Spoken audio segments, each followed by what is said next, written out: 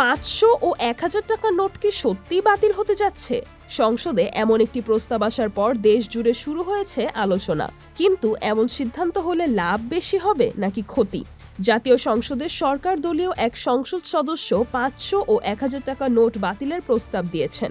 তার দাবি, এতে ঘরে জমিয়ে রাখা অপ্রদর্শিত অর্থ ব্যাংকে ফিরে আসবে, কালো টাকার প্রবাহ কমবে এবং অর্থ পাচার নিয়ন্ত্রণে সহায়তা করবে।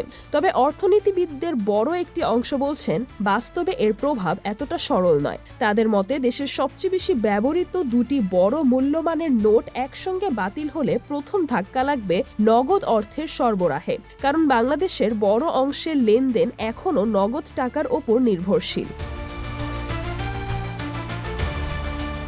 বিশেষ করে গ্রামাঞ্চল, কাঁচাবাজার, কৃষিপণ্য, পরিবহন ও ক্ষুদ্র ব্যবসায় 500 ও 1000 টাকার নোটই সবচেয়ে বেশি ব্যবহৃত হয়।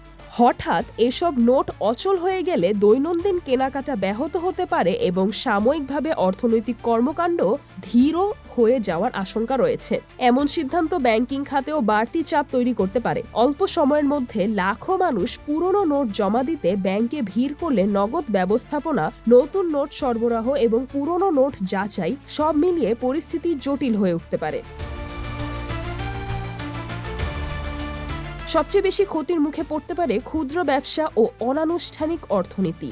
নগদ সংকট দেখা দিলে ছোট ব্যবসা, পরিবহন, কৃষিপণ্য, বিপণন এবং দৈনিক মজুরি ভিত্তিক কর্মসংস্থানে সরাসরি প্রভাব পড়তে পারে। কিছু মানুষের ধারণা, বড় নোট বাতিল করলে মূল্যস্ফীতি কমবে। তবে অর্থনীতিবিদরা বলছেন, বাংলাদেশের মূল্যস্ফীতির প্রধান কারণ অতিরিক্ত নগদ অর্থ নয়, বরং সরবরাহ সংকট, পরিবহন ব্যয়, বাজার ব্যবস্থাপনার দুর্বলতা এবং অন্যান্য কাঠামোগত সমস্যা। তাই শুধু নোট বাতিল করলেই দ্রব্যমূল্য কমবে এমন নিশ্চয়তা নেই।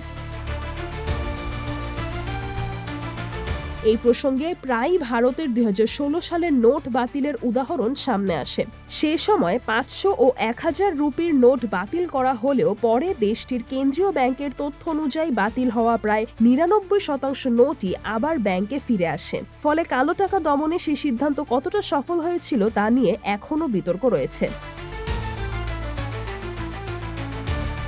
সিজরাতুল আভা, দৈনিক আওয়ার বাংলাদেশ।